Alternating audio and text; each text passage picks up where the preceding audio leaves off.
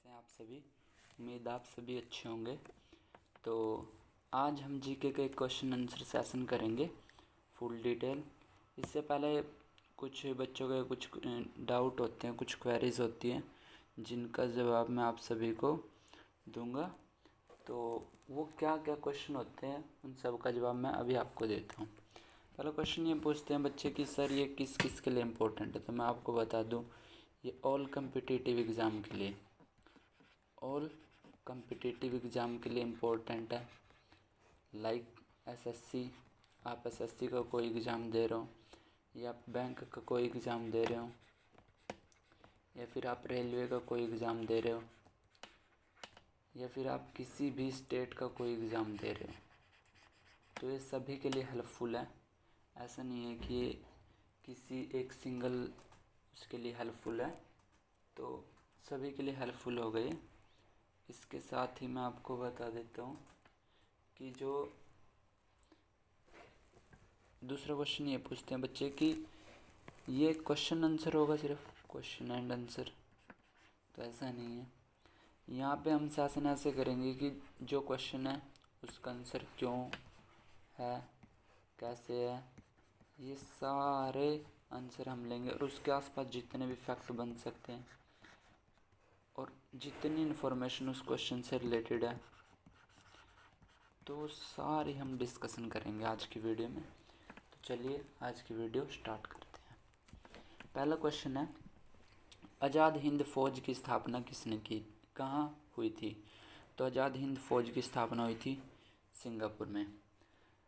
आज़ाद हिंद फौज की स्थापना सिंगापुर में किसने की थी। तो बहुत से बच्चे कहेंगे कि सर इसकी स्थापना नेताजी सुभाष चंद्र बोस ने की थी। नहीं, जो इसका श्रेय जाता है ना, वो जाता है राम बिहारी बोस को।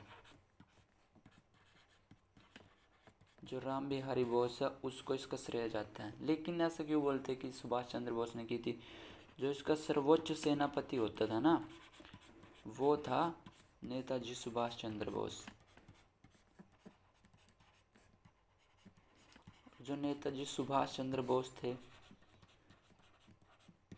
वो 1993 में 1943 के अंदर वो इसके सेनापति बने थे। लेकिन आपको अगर एग्जामिनर को फंसाना हुआ तो वो क्वेश्चन आपसे ऐसा नहीं पूछेगा।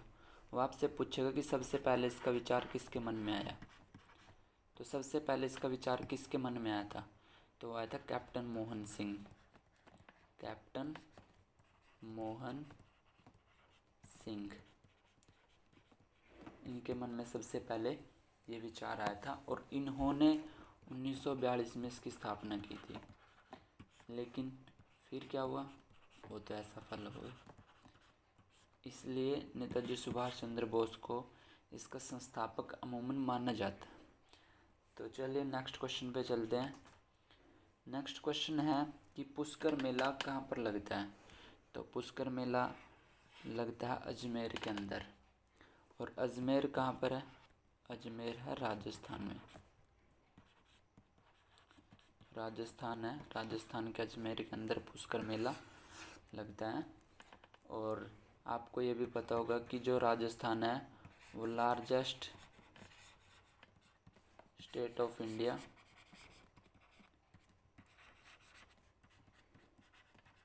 लार्जेस्ट स्टेट ऑफ इंडिया कौन सा है, राजस्थान। और स्मॉलेस्ट कौन सा है, तो स्मॉलेस्ट है गोवा।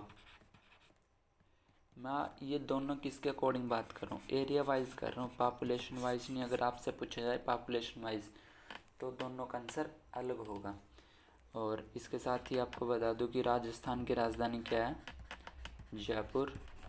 और जयपुर को क्या बोलते हैं, पिंक सिटी। पिंक सिटी बोलते हैं जयपुर को। और जो गोवा, गोवा की राजधानी है पणजी। अंडरस्टैंड। चलिए नेक्स्ट क्वेश्चन। नेक्स्ट क्वेश्चन है कि जो एड्स है, एड्स नहीं फैलता। बहुत से बच्चे सपेट सपेट में नहीं बोल जाते हैं, पेपर में भी बहुत से बच्चे ऐसे बोलते हैं। वो कहते हैं कि सर हमने नहीं देखा, नहीं देखा। तो कोई नहीं सुनने वाला आपके, आपने नहीं देखा। तो इसलिए क्वेश्चन को बिल्कुल ध्यान से पढ़िए। इसके अंदर लिखा हुआ है कि नहीं फैलता, तो सेक्स करने से भी फैलता है। अगर आप किसी संक्रमित व्यक्ति की सुई का प्रयोग करते हैं तब भी फैलता है। अगर आप किसी से बातचीत करते हैं या मरीज को छूते हैं तो ये नहीं फैलता। तो option number D is the right answer कि एड्स नहीं फैलता। अब आपसे क्वेश्चन ये भी पूछा जाता है कि एड्स किससे फैलता है, तो वायरस से फैलता है। क्वेश्चन ऐसे भी पूछा जा सकता है किस वायरस से फैलता है, तो HIV वायरस से फैलता है। आपसे ये भी पूछा जा सकता है कि HIV की फुल फॉर्म क्या है, तो HIV की फुल फॉर्म है ह्यूमन इम्यूनो वायरस। आपसे क्वेश्चन ये भी पूछा जा सकता है कि जो एड्स है, एड्स की लिए कौन सा टेस्ट किया जाता है, तो एलिसा टेस्ट किया जाता है एड्स के लिए। एंजाइम लिंक्ड, इसकी फुल फॉर्म पूछी जा सकती है, लिंक्ड एंजाइम लिंक्ड इम्यूनो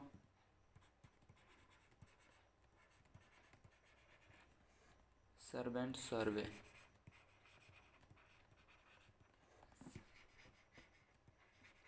तो इसकी फुल फॉर्म है, आपको यह बताना है कि जो विश्व एड्स दिवस है,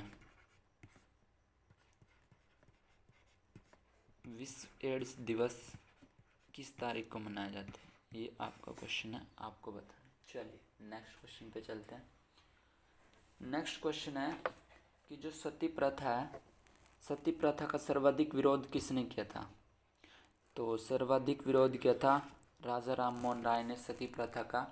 और राजा राम मोहन राय ने इसका विरोध किया था 1829 के अंदर। राजा राम मोहन राय जो था, इन्होंने लॉर्ड विलियम बेंटिंक के साथ मिलकर, लॉर्ड विलियम बेंटिंक जो था उसके साथ मिलकर इन्होंने इसके इसके अगेंस्ट मिलकर उन्होंने क्या है एक एक्ट पास किया था, और उसी एक्ट की बदौलत ये बंद हुआ था। तो राजा राम मोहन राय ने इसको बंद करवाया था या फिर इसका सबसे अधिक विरोध किया था लॉर्ड विलियम बेंटिंक के साथ मिलकर, और दिसंबर 1829 के अंदर इसके लिए एक्ट पास हो गया था। ठीक है, और जो लॉर्ड विलियम बेंटिंक थे वो फर्स्ट भारत के पहले गवर्नर जनरल भी थे।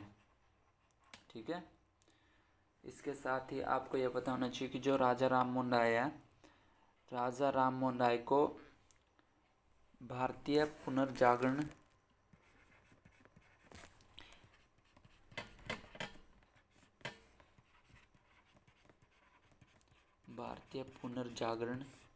का पिता कहा जाता है, या फिर अग्रदूत भी कहा जाता है। और आपसे क्वेश्चन इससे यह भी पूछा जा सकता है कि राजा राम मोहन राय को राजा की उपाधि किसने दी थी, तो अगर किसी को पता है बताइए, नहीं तो मैं आपको बताता हूँ। तो राजा की जो उपाधि दी थी वो दी थी किसने, अकबर सेकंड ने इन्हें राजा की उपाधि दी थी। तो चलिए नेक्स्ट क्वेश्चन पे चलते हैं। नेक्स्ट क्वेश्चन है कि श्वेत क्रांति का संबंध किससे है, तो श्वेत क्रांति का संबंध है दूध से। अब आपको यह पता होना चाहिए कि जो श्वेत क्रांति है उसका संबंध किससे है, दूध से। और ये भी आपसे पूछा जाता है कि दूध की शुद्धता किससे मापते हैं, तो दूध की शुद्धता मापते हैं लैक्टोमीटर से। लैक्टोमीटर से दूध की शुद्धता मापी जाती है। और जो मछली से संबंधित होती है वो होती है नीली क्रांति। नीली क्रांति संबंधित है मछली से। इसके साथ ही आपको ये भी पता होना चाहिए कि जो क्वेश्चन घुमा सकते एग्जामिनर, श्वेत क्रांति किससे संबंधित है, दूध से। अब आपसे यूँ पूछ सकता है कि भूरी क्रांति किससे संबंधित है, रजत क्रांति पूछ सकता है, क्योंकि ये भी क्या वाइट वाइट वाइट होते हैं। रजत क्रांति पूछ सकता है आपसे। और इसके साथ ही आपको ये भी पूछ सकता है कि रजत फाइबर क्रांति। तो आपको पजल नहीं होना, आपको एक एक पॉइंट बिल्कुल अच्छे से पता होना चाहिए। तो इन तीनों का आंसर अलग है। जो श्वेत क्रांति है वो दूध से संबंधित है, और जो भूरी क्रांति है वो चमड़ा या कोको से संबंधित है। चमड़ा या कोको। अब कोई बच्चा ये तो मत सोच लियो कि जो कोको है वो कोको कोला है, नहीं, ये एक पेय पदार्थ होता है, अलग होता है ये। जो रजत क्रांति है वो किससे संबंधित है? वो अंडा उत्पादन से संबंधित है, अंडा उत्पादन से संबंधित है।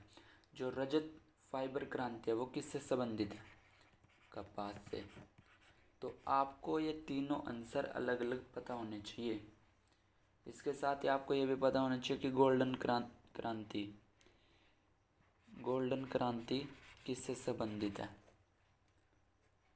अगर आपको पता है तो आप मुझे बताइए।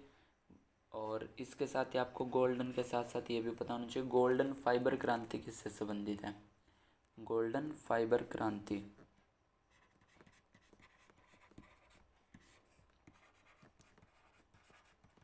गोल्डन फाइबर क्रांति।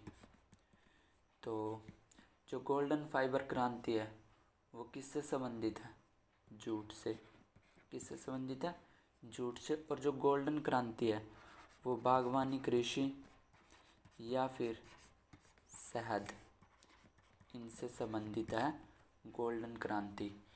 गोल्डन आपसे ये भी पूछा जा सकता है कि गोल क्रांति किससे संबंधित है। तो गोल क्रांति संबंधित है आलू से। आपसे पूछा जा सकता है कि लाल क्रांति किससे संबंधित है। तो टमाटर से। लाल क्रांति संबंधित है टमाटर से। और ग्रे क्रांति संबंधित है, किसी को पता है? चलिए मैं बताता हूँ आपको। ग्रे क्रांति संबंधित है उर्वरक से। और आपको ये पूछा जा सकता है कि हरित क्रांति किससे संबंधित है, जो सभी को पता है कृषि से संबंधित है।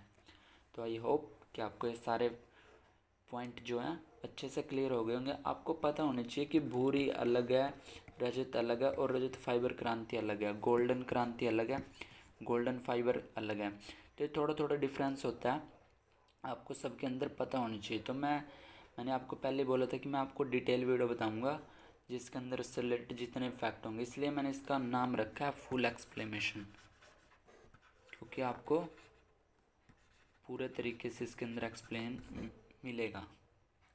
आई होप कि आपको ये समझ आ गया होगा। चलिए नेक्स्ट क्वेश्चन पे चलते हैं। नेक्स्ट क्वेश्चन है कि गोधरा कांड किसके लिए प्रसिद्ध है। तो गोधरा कांड जो है वो रेलगाड़ी में लोगों को जला दिया गया था, तो इसके लिए ये कांड बहुत ज़्यादा प्रसिद्ध है, गोधरा कांड। दरअसल ये क्वेश्चन आरआरबी का है, आरआरबी में आया हुआ है, तो मैंने इसलिए इसको ले लिया है। चलिए नेक्स्ट क्वेश्चन पे चलते हैं कि भारत में हरित क्रांति का जनक किसको माना जाता है। तो भारत में जो हरित क्रांति का जनक किसको माना जाता है? एम एस स्वामीनाथन को। एम एस स्वामीनाथन को भारतीय हरित क्रांति का जनक माना जाता है। और अगर आपसे पूछ लिया जाए कि हरित क्रांति की शुरुआत कहाँ से हुई थी, तो मैक्सिको से। और मैक्सिको की कैपिटल क्या है? Mexico city.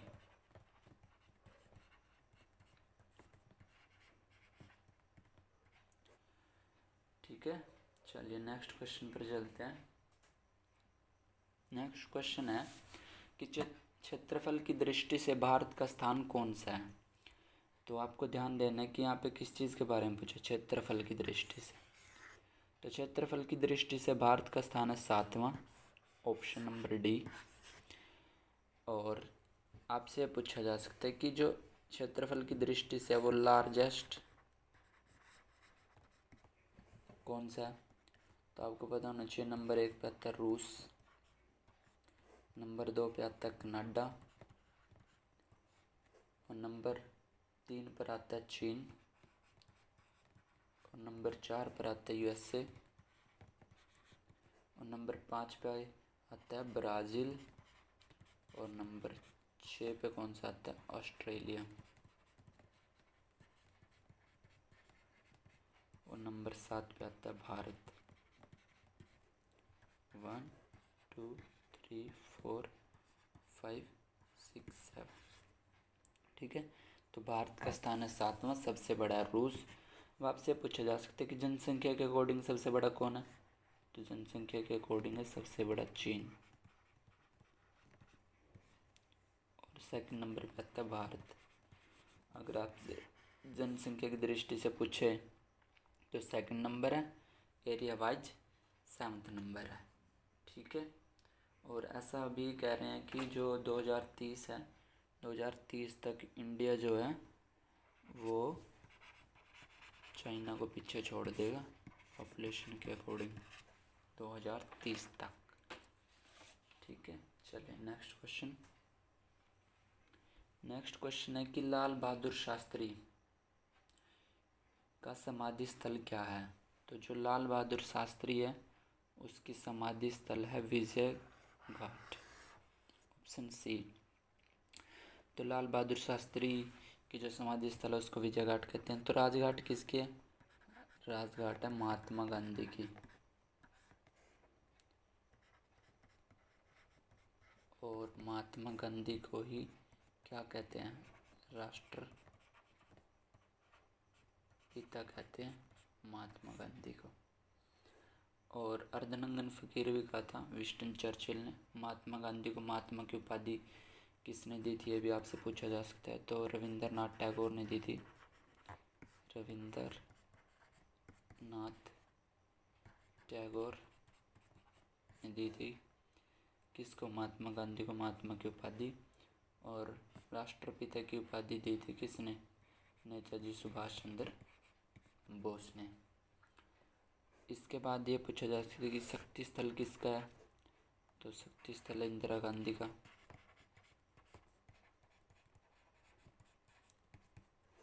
वीर भूमि शायद मुझे कंफर्म नहीं पता, पर शायद जहाँ तक मुझे अभी याद आ रहा है ये शायद राजीव गांधी का है, पर मुझे अभी कंफर्म याद नहीं है। तो अगर किसी को याद है तो आप मुझे प्लीज़ बताइए, मैं इसको ऐसे ही छोड़ देता हूँ। चलिए नेक्स्ट क्वेश्चन पे चलते हैं। ये question very very very very very important, इतना इम्पोर्टेंट क्वेश्चन है ना ये, कितनी बार अलग अलग एग्ज़ाम में अलग अलग तरीके से है ना, मैं बता नहीं सकता। इतनी रिपीट होने वाला, मैक्सिमम रिपीट होने वाला क्वेश्चन है। इसको तो आपको बिल्कुल दिमाग में रखना, इससे रिलेटेड सारे फैक्ट आपको पता होने चाहिए जो मैं अभी आपके साथ डिस्कस करूँगा। तो स्वेज नहर जोड़ती है, तो स्वेज नहर किसे जोड़ती है, तो स्वेज नहर जोड़ती है किसे, लाल सागर और भूमध्य सागर। Question number 1। क्वेश्चन नंबर 2 इसी में आपसे ये पूछा जा सकता है कि जो लाल सागर और भूमध्य सागर है, इसमें लाल सागर का लाल रंग किस कारण है, तो ये शैवाल के कारण है। आपसे क्वेश्चन ये पूछा जा सकता है कि जो भूमध्य सागर है, आपको शायद नहीं पता होगा, अगर आपने पढ़ा होगा मैप में अंदर, मान लो यहाँ से ऐसे ये नहर गई हुई है, तो इसके इस साइड है भूमध्य सागर, और इधर है लाल सागर।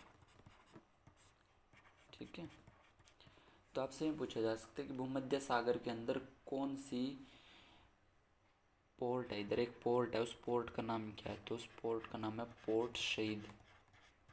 ये भी बहुत बार क्वेश्चन एग्ज़ाम में आया हुआ है। और इधर एक पोर्ट है, उसका क्या नाम है, आपसे पूछा जा सकता है, तो उसका नाम है पोर्ट स्वेज, पोर्ट स्वेज। और आपसे एक क्वेश्चन ये पूछा जा सकता है कि जो स्वेज नहर है ना, विश्व की सबसे बिजी नहर कौन सी है, सबसे बिजी नहर,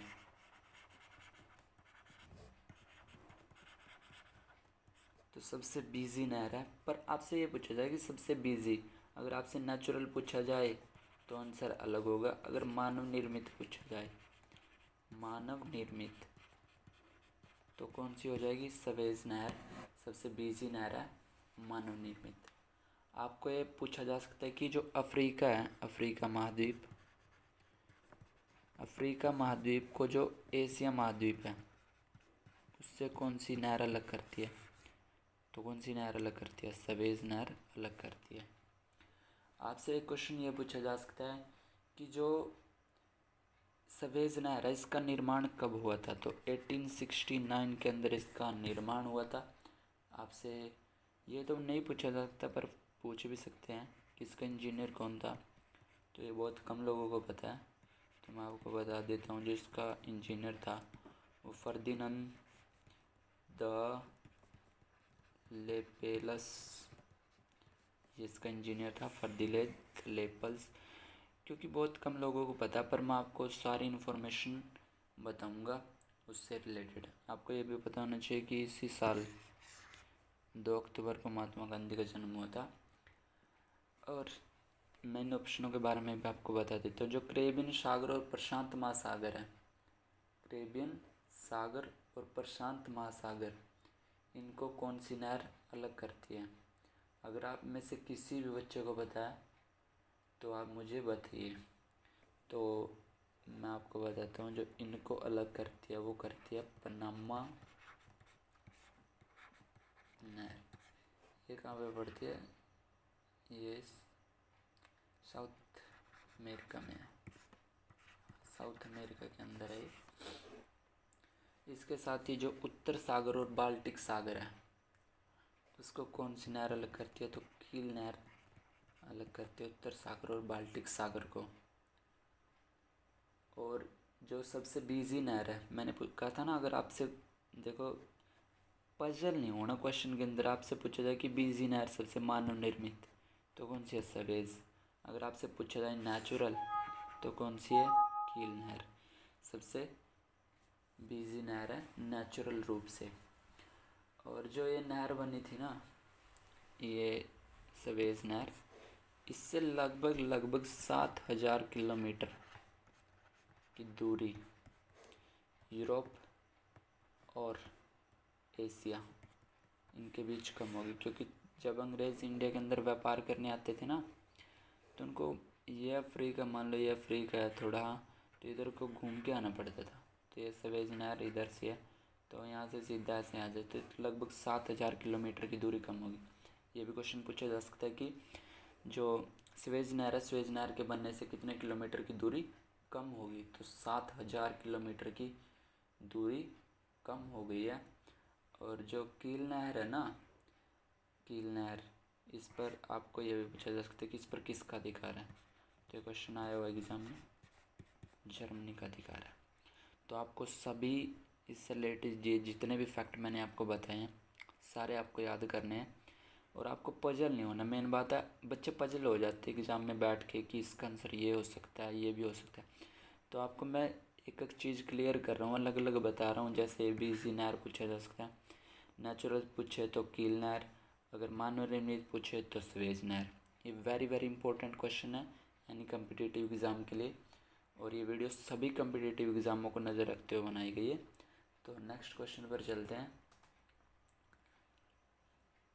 मसालों की रानी किसे कहते हैं?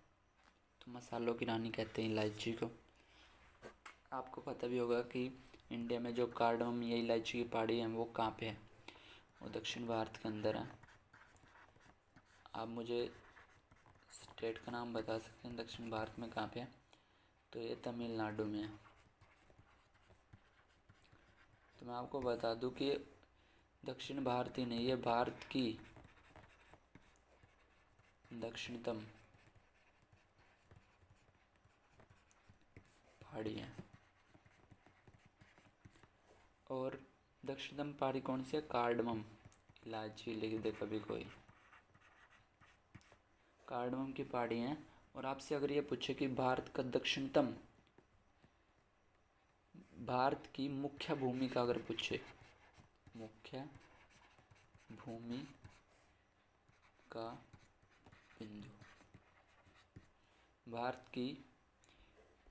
की मुख्य भूमि का दक्षिणतम बिंदु कौन सा है? तो आपको पता होना चाहिए वह कन्याकुमारी। ये तमिलनाडु के अंदर है। और तमिलनाडु की राजधानी क्या है? चेन्नई। अब क्वेश्चन में पजल नहीं होना, मैं आपको बार बार बोल रहा हूँ। और आपसे इसी के साथ ये पूछा जाता है कि भारत का दक्षिणतम बिंदु क्या है। भारत का दक्षिणतम बिंदु, तो आपको पता होना चाहिए भारत का दक्षिणतम बिंदु है इंदिरा पॉइंट। अब क्वेश्चन ये पूछा जा सकता है कि इंदिरा पॉइंट कहाँ है, तो अंडमान एंड निकोबार के अंदर है। अगर आपको पूछे कि अंडमान निकोबार में भी कहाँ है, तो निकोबार में, अगर निकोबार में पूछे तो ग्रेट निकोबार में। और आपको इसको कंफ्यूज नहीं करना इंदिरा कोल के साथ, क्योंकि जो इंदिरा कोल है वो उत्तर भारत का उत्तरी पॉइंट है। भारत का उत्तरी पॉइंट कौन सा है, इंदिरा कोल। तो आई होप कि आपको ये सारे पॉइंट क्लियर हो गए होंगे। तो अब चलते हैं हम नेक्स्ट क्वेश्चन पे। नेक्स्ट क्वेश्चन है, नाजीवाद के संस्थापक कौन माने जाते हैं। नाजीवाद का संस्थापक माना जाता है हिटलर को, और इन्होंने ही 1920 में नाजी पार्टी की स्थापना की थी। 1920 में नाजी दल, नाजी पार्टी की स्थापना की थी। और जो नाजीवाद है, मैं आपको बता देता हूँ, जो नाजीवाद है इसका उदय पूछा जा सकता है कि कहाँ पर हुआ था, तो इसका उदय हुआ था जर्मनी में। इसके साथ ही आपको यह पता होना चाहिए कि जर्मनी की राजधानी क्या है, बर्लिन। और ये किस नदी के किनारे है, तो ये सप्री नदी के किनारे है। जर्मनी में इसका उदय हुआ था, जो सप्री नदी के किनारे है। इसकी कैपिटल है जो बर्लिन, वो जर्मनी की कैपिटल है। और आपको मैं एक चीज़ बताता हूँ बहुत अच्छी, आपको बहुत बार ये एग्ज़ाम में देखने को मिलेगी कि जो ब्लैक फॉरेस्ट है, ब्लैक फॉरेस्ट ये कहाँ पे है, तो ब्लैक फॉरेस्ट है जर्मनी के अंदर।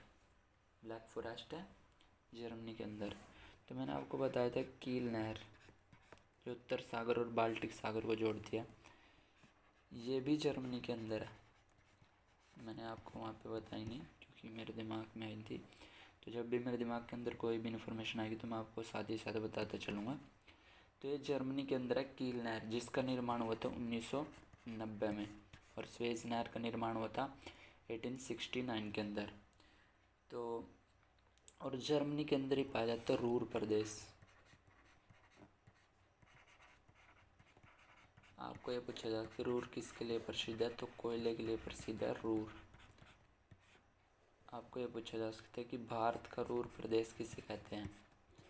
भारत का रूर प्रदेश किसे कहते हैं, तो भारत का रूर प्रदेश कहते हैं छोटा नागपुर का पठार को। छोटा नागपुर के पठार को कहते हैं भारत का रूर प्रदेश। चलिए नेक्स्ट क्वेश्चन पे चलते हैं। नेक्स्ट क्वेश्चन है, दीन इलाही धर्म की शुरुआत किसने की थी। तो दीन इलाही धर्म की शुरुआत किसने की थी, तो दीन इलाही धर्म की शुरुआत की थी अकबर ने। किसने की थी, अकबर ने। और जो अकबर था, आपसे पूछा था कि मुग़ल सल्तनत में कौन सा ऐसा बादशाह था जो अनपढ़ था, तो अकबर एक अनपढ़ शासक था। पर जो दीन इलाही धर्म है वो सिर्फ एक हिंदू व्यक्ति ने अपनाया था। आपको पूछा जा सकता है कि ऐसा कौन सा व्यक्ति था जिसने दीन इलाही धर्म अपनाया था, तो वो बीरबल था। इसके साथ ही आपसे ये भी पूछा जा सकता है कि जो बीरबल है, बीरबल का रियल नाम क्या था, तो उसका रियल नाम था महेश दास। और अकबर जो था, अकबर ने ही लड़ी थी सेकंड बैटल ऑफ पानीपत।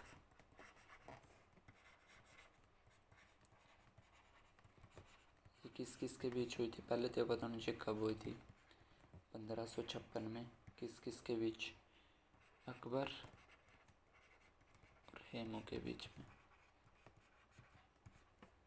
और अकबर और हेमू के बीच में हुई थी। और अकबर की साइड से लड़ रहा था, इसका एक संरक्षक था बैरम खान, तो बैरम खान लड़ रहा था और हेमू की आंख में तीर लग गया, तो इसलिए इसकी सेना इसको छोड़ के भाग गई थी कि शायद हमारा राजा मर गया, वरना हेमू युद्ध जीतने ही वाला था। और इसके साथ एक युद्ध और लड़ा था अकबर ने, जो था 1576 में लड़ा था, वो था हल्दी घाटी का युद्ध। जो हल्दी घाटी का युद्ध था भाई, वो लड़ा गया था किस किस के बीच, अकबर और कौन था, महाराणा प्रताप। तो ये दोनों लड़े थे। और मैं आपको बता दूं कि चाहे पानीपत का युद्ध हो, हल्दी घाटी, दोनों में विजय अकबर ही था। अकबर ने दोनों युद्ध जीत लिए थे। अब कुछ बच्चे ये भी सोच रहे होंगे कि सर आप एक ही वीडियो में इतनी चीज़ें बता रहे हैं तो हम याद कैसे रखेंगे। तो मैं आपको बता देता हूँ, ऐसा नहीं है कि मैंने आपको एक वीडियो बता दी, मैं आपको आगे नहीं बताऊँगा। अगर आगे कहीं अकबर का जिक्र आएगा तो मैं आपको फिर बताऊँगा किसने ये युद्ध लड़ा था, ये जीता था, ये हुआ था। मैं आपको रिपीट करवाता रहूँगा, आपके दिमाग में चीज़ें कुछ टाइम के, अगर आप 1-1.5 महीना मेरे साथ कंटिन्यू डिस्कशन पे चलते रहेंगे ना, तो मैं आपको 100% श्योरिटी के साथ कहता हूँ कि आपके अंदर खुद से कॉन्फिडेंस बिल्ड होगा कि हाँ अब मुझे चीज़ें आने लगी हैं। और मैं आपको फिर कह रहा हूँ कि मैं आपको रिपीट करूँगा, जैसे मैंने पिछले क्वेश्चन में रिपीट करे थे, मैं आपको दिखा देता हूँ। जो ये देखिए, ये क्वेश्चन था कि जो नाजीवाद का संस्थापक कौन है, तो इसमें आए थे, देखो जर्मनी आया था। तो जर्मनी में दोबारा कील नहर आई थी, मैंने आपको बताया ये किसको जोड़ते, उत्तर सागर बाल्टिक सागर, ये मैंने आपको बताया। जर्मनी की राजधानी बर्लिन, आगे फिर आएगा तो मैं आपको रिपीट करता रहूँगा, आपके दिमाग में अच्छे से बैठ जाएंगे। आप डोंट वरी रहिए, आप कंटिन्यू पढ़ते रहिए। चलिए नेक्स्ट क्वेश्चन है, निम्नलिखित में से किसे गरीब नवाज कहा जाता है। तो गरीब नवाज कहा जाता है ख्वाजा मोइनुद्दीन चिश्ती को। और ख्वाजा मोइनुद्दीन चिश्ती जो है वो 1192 के अंदर इंडिया आए थे। किसके साथ आए थे, मोहम्मद गोरी। तो मोहम्मद गोरी के साथ आए थे ख्वाजा मोइनुद्दीन चिश्ती। और जो ख्वाजा मोइनुद्दीन चिश्ती थे, इन्होंने ही चिश्ती संप्रदाय की स्थापना की थी।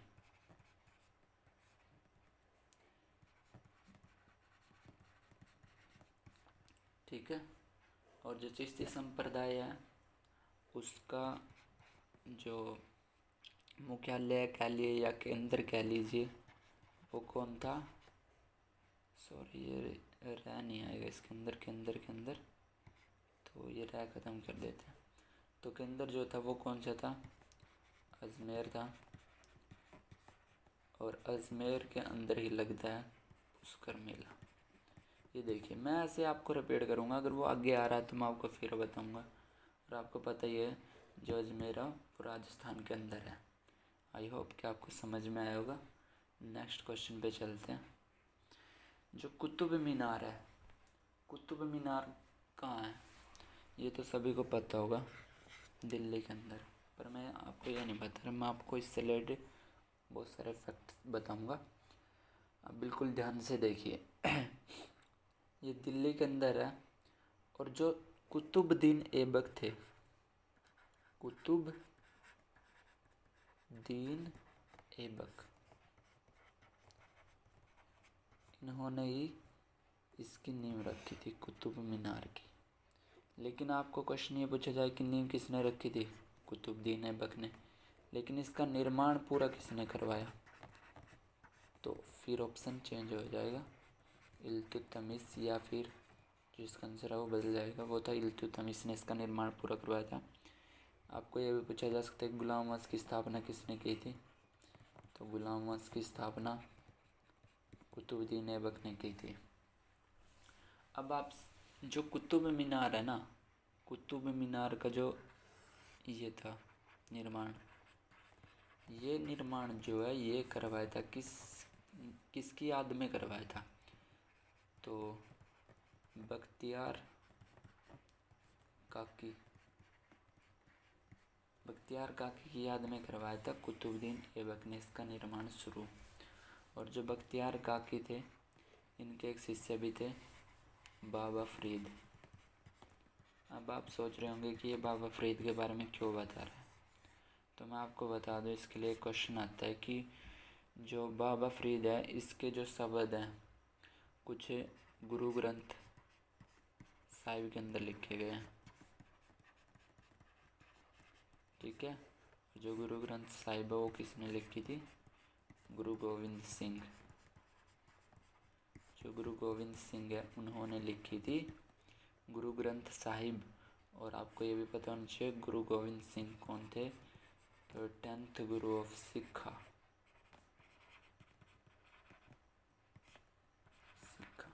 तो सिखों के 10वें गुरु थे गुरु गोविंद सिंह।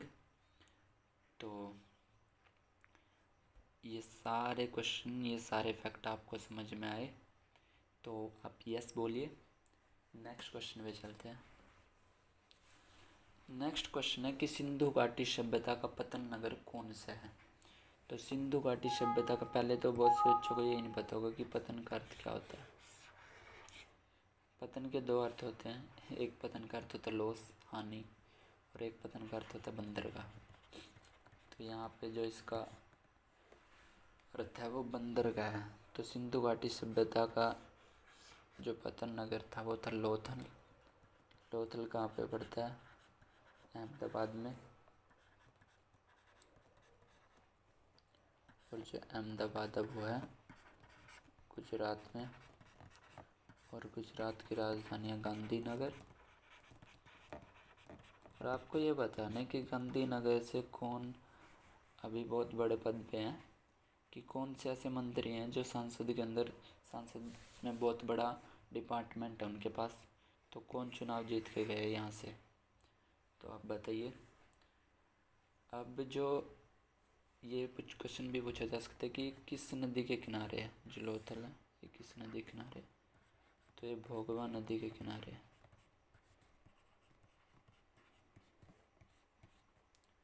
ठीक है, अब जो एक क्वेश्चन इससे रिलेटेड इतना इम्पोर्टेंट क्वेश्चन है ये, जिसका कोई मत नहीं, मैं आपको बताता हूँ क्या क्वेश्चन है कि भारत का ऐसा पहला शहर कौन सा है? भारत का ऐसा पहला कौन सा शहर है जो वर्ल्ड हेरिटेज सिटी में पहला शहर शामिल हुआ है? शहर पूछा, जगह नहीं। तो शहर है अहमदाबाद। अहमदाबाद पहला ऐसा शहर था जो पूरा शहर ही वर्ल्ड हेरिटेज सिटी के अंदर शामिल हो गया था। ठीक है, तो ये सारे क्वेश्चन आपको समझ आ गए होंगे। अब नेक्स्ट क्वेश्चन पे चलते हैं। नेक्स्ट क्वेश्चन है कि फाहियान कहाँ का निवासी था? तो फाहियान जो वो चीन का निवासी था। अब आप थोड़ा सा तैयार हो जाइए क्योंकि चीन के बारे में आपको बहुत कुछ बताऊँगा। चीन से रिलेटेड बहुत क्वेश्चन आते हैं। पहला क्वेश्चन ये आता है कि चलो पहले मैं फाहियान के बारे में ही बता देता।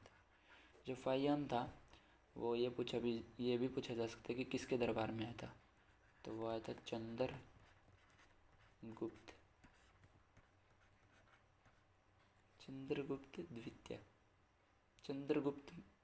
द्वितीय के दरबार में आया था।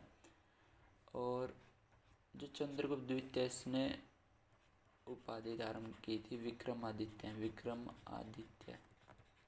ये पहला विक्रमादित्य था भारत का। और अगर आपसे इसके साथ ही मैं बता देता हूँ, जो अंतिम विक्रमादित्य था वो था हेमू। और हेमू 1556 में अकबर के साथ युद्ध किया था, पानीपत का सेकंड, जिसमें ये हार गया था। ठीक है, तो अब मैं आपको चीन के बारे में बताता हूँ। पहले क्वेश्चन ये आएगा कि चीन की राजधानी क्या है? बीजिंग। और चीन के अंदर एक भाषा बोली जाती है जिसे सभी चीनी बोलते हैं, पर चीनी ऑप्शन नहीं मिलेगा कहीं पे भी। मंदारिन भाषा बोले जाते हैं। ये वर्ल्ड में सबसे ज़्यादा बोली जाने वाली भाषा है। सबसे ज़्यादा भाषा बोली जाती है कौन सी? मंदारिन। इसके साथ ही एक चीन का शहर है संघाई। संघाई में किस चीज़ का हेडक्वार्टर है? तो न्यू डेवलपमेंट बैंक।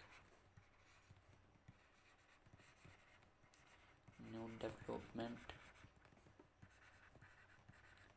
बैंक का हेडक्वार्टर है शंघाई के अंदर। और जो चीन है, इंडिया एंड चाइना, इसको कौन सी रेखा अलग करती है? तो मैकमोहन रेखा इंडिया और चाइना को अलग करती है। आप बताइए कि इंडिया और पाकिस्तान को अलग करने वाली रेखा कौन सी है? और जो चीन है, चीन ने आपको पता होगा कि हमारे जो कश्मीर में वहाँ पे भी कब्जा कर रखा है कुछ पार्ट पे, जिसको अक्साई चीन बोलते हैं। और ये पूछा जा सकता है कि अक्साई चीन पर चीन ने कब्जा कब किया था? तो 1959 में तो नहीं किया था, 1959 में तो इसने तिब्बत पे किया था। तो इसने कब्जा किया था 1962 में किया था। और जो जम्मू कश्मीर है उसका 10% भाग अक्साई चीन के अंदर आता है, और जो 30% भाग है वो POK में आता है, पाक ऑक्यूपाइड कश्मीर। तो और 60% जो जम्मू कश्मीर है वो किसके पास है? वो है इंडिया के पास। ये कश्मीर की बात है, 60% इंडिया के पास है ये। अब जो शंघाई है, कहाँ गई ये रहा, इससे रिलेटेड बता देता हूँ कि जो एशिया है ना, एशिया का मैनचेस्टर बोलते हैं इसको। अब सोचेंगे कि मैनचेस्टर क्या? मैनचेस्टर जहाँ पे कपड़ों का बहुत बड़ा प्रोडक्शन होता है। ये वैसे तो मैनचेस्टर इंग्लैंड के अंदर है। भारत का मैनचेस्टर किसे कहते हैं? भारत का मैनचेस्टर कहते हैं किसको? अहमदाबाद को। भारत का मैनचेस्टर अहमदाबाद को बोलते हैं। तो इधर तो जगह ही नहीं बची है कुछ लिखने के लिए। और जो इसके साथ ही मैं आपको बता देता हूँ कि जो एशिया है, एशिया का मरीज भी बोलते हैं चीन को। आपको ये बताना है कि जो यूरोप है, यूरोप का मरीज किसे बोलते हैं? अगर यूरोप का मरीज मर्जी लिखा गया गलत है तो मरीज लिखेंगे, मरीज। तो एशिया का मरीज चीन को बोलते हैं, और यूरोप का मरीज आपको बताने किसको बोलते हैं, चाहे मैं आप ही बता देता हूँ। तो तुर्की को बोलते हैं यूरोप का मरीज। तो आपको ये सारे फैक्ट क्लियर हुए होंगे, मैं ऐसी उम्मीद करता हूँ, क्योंकि मैं आपको बहुत धीरे धीरे धीरे पढ़ा रहा हूँ। अगर किसी को लगता है कि मेरी स्पीड कम है तो अपनी स्पीड थोड़ी सी तेज़ कर सकता है, क्योंकि मैं बिगनर और जो एक्सपर्ट बच्चे हैं सबको एक साथ लेके चलना चाहता हूँ। मैं आपको गारंटी देता हूँ कि 1 महीना अगर आप मेरे साथ कंटिन्यू ऐसा काम करेंगे तो आपको अंदर कॉन्फिडेंस बिल्ड होगा बहुत हैवी लेवल का, और आपको लगेगा कि हाँ मैं क्वेश्चन कर सकता हूँ, और आप कर पाएंगे अच्छे से। नेक्स्ट क्वेश्चन है कि सारी जनजाति पाई जाती है। तो सारी जनजाति कहाँ पाई जाती है? तो सारी जनजाति पाई जाती है राजस्थान के अंदर। कहाँ पर पाई जाती है? राजस्थान के अंदर। मैंने आपको बता दिया इसकी राजधानी जयपुर है, जिसको पिंक सिटी कहते हैं। और एक और फैक्ट बताता हूँ मैं आपको अच्छा से इसके अंदर और क्या है। हाँ, यहाँ पे एक पहाड़ी पाई जाती है जो अरावली की पहाड़ी है।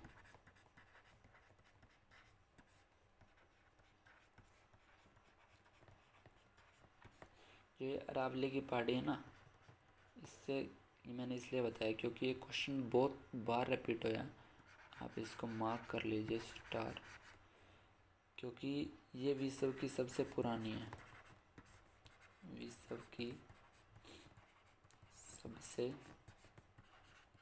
पुरानी पहाड़ी पूछा जा सकता है कौन सी है, तो अरावली की पहाड़ी है। और आपसे पूछा जा सकता है कि अरावली की पहाड़ी सबसे ऊंची चोटी कौन सी है? भारत की नहीं है, अरावली की, गुरु शिखर।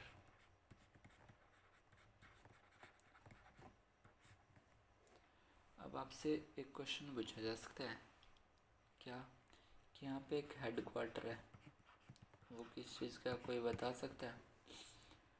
तो यहाँ पे हेड क्वार्टर है, आपने सुना होगा ब्रह्म कुमारी ईश्वरीय विश्वविद्यालय का जो हेड क्वार्टर है वो इसी के ऊपर है, रावली की पार्टी में जो गुरु शिखर है वहीं पे इसका हेड क्वार्टर है। तो नेक्स्ट क्वेश्चन पे चलते हैं। नेक्स्ट क्वेश्चन है कि मानचित्र में पर्वत और पहाड़ों को दर्शाया जाता है, तो ये लाल रंग से दिखाया जाता है। ये आरआरबी का क्वेश्चन है, तो मैंने ले लिया कि पूछा जा सकता है। क्वेश्चन अच्छा है। लाल रंग से दर्शाया जाता है पहाड़ और पर्वत को मानचित्र के अंदर। नेक्स्ट क्वेश्चन है कि जो सिल्क रेशम का सबसे बड़ा उत्पादक देश कौन सा है? तो सिल्क ये उत्पादन का सबसे बड़ा देश है चाइना, और चाइना से रिलेटेड मैंने आपको सारी इन्फॉर्मेशन बता दी है। मैं आपको ये बता देता हूँ कि जापान की राजधानी क्या है, टोक्यो, और अभी टोक्यो ओलंपिक भी हुए थे। मलेशिया की राजधानी कुआला लामपुरम। भारत की आपको पता ही है, नई दिल्ली। और चीन के बारे में मैंने आपको बता दिया। नेक्स्ट क्वेश्चन पे चलते हैं। नेक्स्ट क्वेश्चन है कारगिल युद्ध के समय पाकिस्तान का प्रधानमंत्री कौन था? बहुत से बच्चे सोच रहे होंगे कि इसका क्वेश्चन लेने क्या मतलब है, तो मैं आपको बता देता हूँ। अभी एक लड़के का पेपर हुआ था नेवी का हाल फिलहाल में ही, तो उसमें क्वेश्चन पूछा गया था। मुझे लगा कि ये क्वेश्चन लेना चाहिए। तो उस टाइम उसके प्रधानमंत्री थे नवाज शरीफ। और जो कारगिल विजय दिवस है वो कब मनाया जाता है? 26 जुलाई को मनाया जाता है। ठीक है। एक क्वेश्चन और आ सकते कि ये तो सबको पता ही होगा कि पाकिस्तान जो है उसकी राजधानी इस्लामाबाद। और मैंने आपसे पूछा था कि भारत और पाकिस्तान को अलग करने वाली रेखा कौन सी है, तो आपने लिखा होगा कौन सी है। तो मैं आपको भी बता देता हूँ। जो भारत और पाकिस्तान को अलग करने वाली रेखा है वो है रेड क्लिफ। रेड क्लिफ रेखा अलग करती है पाकिस्तान और भारत को। इसके साथ ही 24 डिग्री भी अलग करती है भारत और पाकिस्तान को। ठीक है। एक क्वेश्चन अब बहुत बढ़िया, मैं ये आपको बताना भूल गया था, अभी बताता हूँ। ये क्वेश्चन था कि जो भारतीय मरुस्थल है, भारतीय मरुस्थल है उसको भारत में क्या कहते हैं? सभी को पता है थार कहते हैं। लेकिन मेरा क्वेश्चन ये नहीं, मेरा क्वेश्चन ये है पाकिस्तान में क्या कहते हैं? तो उसको पाकिस्तान के अंदर कहते हैं चोलिस्तान। चोलिस्तान बोलते हैं पाकिस्तान के अंदर। ये क्वेश्चन वेरी वेरी इंपॉर्टेंट है, बहुत डीपली क्वेश्चन है ये। नेक्स्ट क्वेश्चन पे चलते हैं। नेक्स्ट क्वेश्चन है कि जंप बॉल का संबंध किससे है? तो जंप बॉल का संबंध है बास्केटबॉल से। ये आपको वर्ड याद करने पड़ेंगे कि कौन सा शब्द किससे संबंधित है। इसके साथ ही बास्केटबॉल से एक संबंधित शब्द हो रहा है जिसको बोलते हैं गार्ड, और एक शब्द और होता है जिसको बोलते हैं ड्रिबल, होल्ड, गोल। ठीक है। चलिए नेक्स्ट क्वेश्चन पे चलते हैं। ये क्वेश्चन भी बहुत मैक्सिमम बार रिपीट हुआ है, इस पे आप 5 स्टार कर लीजिए। मैक्सिमम रिपीट होने वाला क्वेश्चन है और मैं आपसे शेयर करूँगा इसके बारे में नॉलेज। भारतीय राष्ट्रीय कांग्रेस की स्थापना कब हुई थी? तो इसकी आंसर है 1885 के अंदर इसकी स्थापना हुई थी। किस डेट को हुई थी? तो 28 दिसंबर 1885 के अंदर किस स्थान पे हुई थी? 85 के अंदर किस स्थान पर हुई थी? मुंबई। और जो इसकी स्थापना किसने की थी ये भी पूछा जा सकता है, तो A.O. ह्यूम ने की थी। नेक्स्ट क्वेश्चन ये पूछा जा सकता है कि जो इसके प्रथम अध्यक्ष थे, प्रथम अध्यक्ष कौन थे? तो इसके प्रथम अध्यक्ष थे W.C. बनर्जी। W.C. बनर्जी इसके पहले अध्यक्ष थे और इसके साथ ही आपको ये पूछा जा सकता है कि इसके कितने सदस्य, 72 सदस्य थे इसके। ठीक है, नेक्स्ट क्वेश्चन, एस्किमो के घर बने होते हैं।